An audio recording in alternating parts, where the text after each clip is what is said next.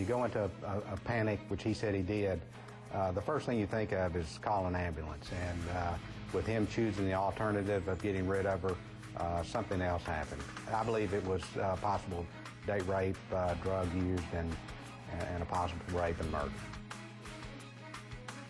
With me here on the set tonight, Natalie's mother, Beth Holloway, is joining us live, and she is taking your calls. I want to go out to Jossie Mansour, Managing Director of Diario Magazine there in Aruba. Jossie, welcome. At this juncture, after the people of Aruba have seen Jorn van der Sloot confession, as far as I see it, and more, the Dutch version was much more in-depth than what we saw here in America. What is their response? Well, over here they find that he is guilty. Most of the people we've consulted, most of the people that have called us as a reaction, find that he was very articulate, that he didn't seem to be under any kind of drug influence, that he was talking freely, that he collected his thoughts, so much so that he could describe in detail what happened when he was with Natalie and Natalie died in his arms, and that he called a friend and threw her in the ocean. The people of Aruba now are very, very irritated with this character, so much so that the Minister of Justice today declared him persona non grata in Aruba. Persona non grata in Aruba. With me, Natalie's mother, Beth, is with us. Natalie had no history of epilepsy whatsoever, but you mentioned the possibility of GHB, gamma hydroxybutyrate, date rape drug. Why? Well, I'm not really sure what all it can cause, but when I think about that, if a young woman has no medical history of any significance, nothing, there is nothing marked in Natalie's history of any medical issues, why would she all of a sudden go into convulsions or seizures? And I felt as if it had to have been attributed to a date rape drug. So you actually believe she had convulsions? You actually believe Jorn van der Sloot on that? The only reason why, we go back to the very beginning. Why would we ask that question within 48 hours of her disappearance? Patrick was asking him, how can you be so sure that Natalie was dead? And then he said, well, I wasn't. She was just not moving anymore. She wasn't ticking anymore. And so I thought she must be dead. And then he dumped her into the ocean. And yeah, that's really shocking.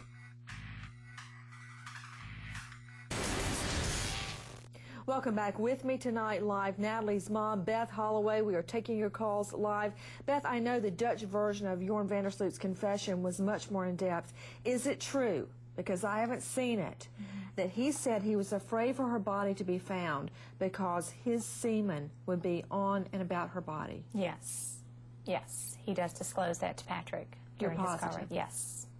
When you saw this and you heard him refer to her as a bitch and a whore, what was your response? God, I mean, Nancy, it's just, when I hear Jorn talking about her like that, my gosh, he just, you know, first you want to come through the TV and I want to kill him. I mean, and peel his skin off his face. And I think of the utter disregard he had for Natalie, and look what he's done to from his friends, look what he's done to a country, look what he's done to everyone. And when I hear Jossie Mansour speaking, I'm thinking, God, look at the hell he's dragged us all through. Look at the hell he's dragged from Jossie through to all of us. I mean, he's just totally, totally dragged us all through hell with him, this Jorn van der Sloot. It's just despicable what he has done. It's a sad form of a human existence, if you ask me. Jorn is. Do you really believe a perfectly healthy young girl, Natalie Holloway, with no history of drug use, no history that she had used drugs that night, no history of epilepsy, would go out on a beach and suddenly go into convulsions and die?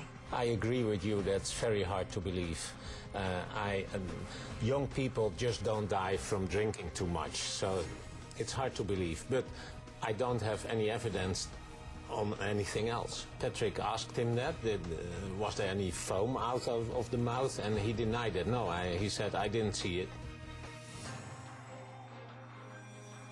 Why is Jorn Vandersloot still walking around? That's what I don't understand. With me, Natalie's mother, Beth Holloway. Beth, you also were privy to many of the prosecution files.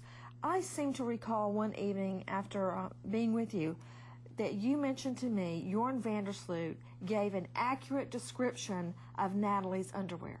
Yes. Yes, he did. You're positive? Absolutely, yes. Okay, out to the lawyers. Randy Carmel, Richard Herman, Ann Bremner. Ann Bremner, you've got a guy that says, I hope they don't find her body because my semen will be in, on, and about the body. You've got him describing her underwear, and he's accurate according to her mother.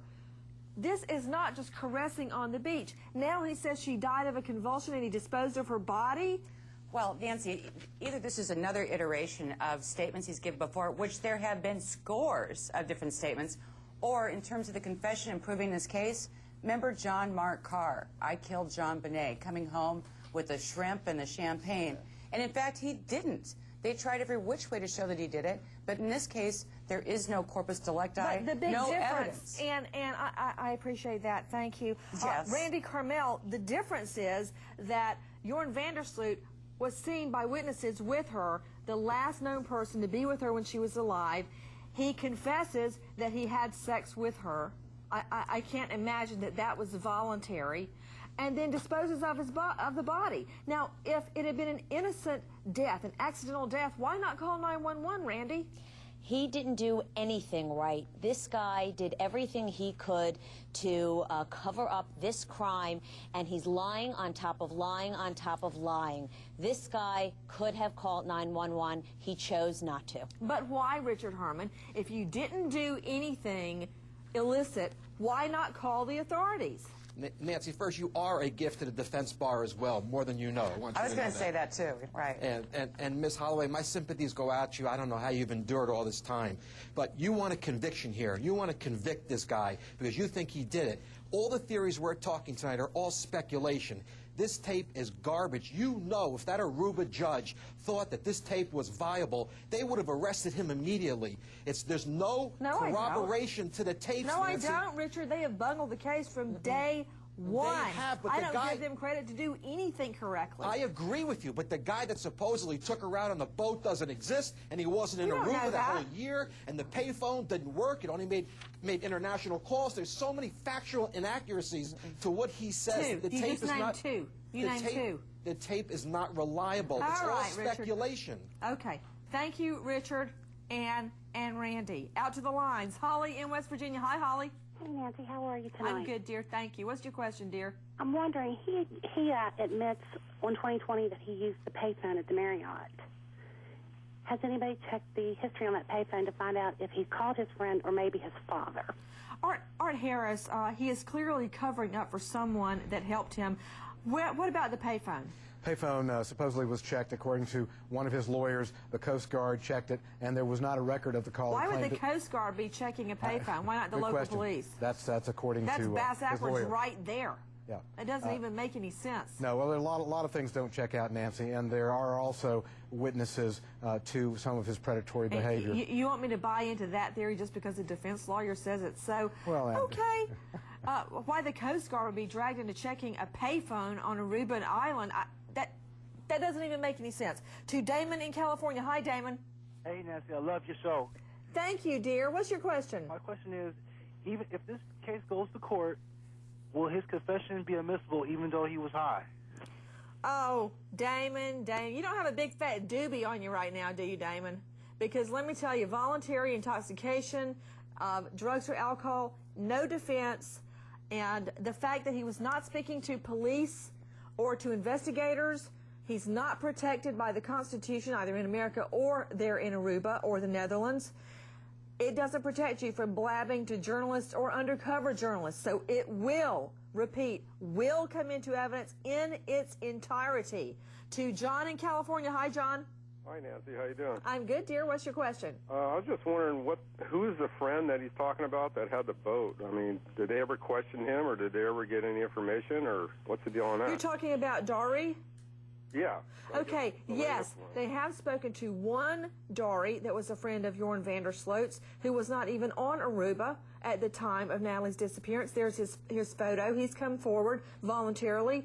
According to Peter DeVries, who masterminded this whole scheme, there is another Dory. However, many people believe that Vandersloot could be covering up for someone else, someone very close to him, someone whose name he'll never give up, Beth.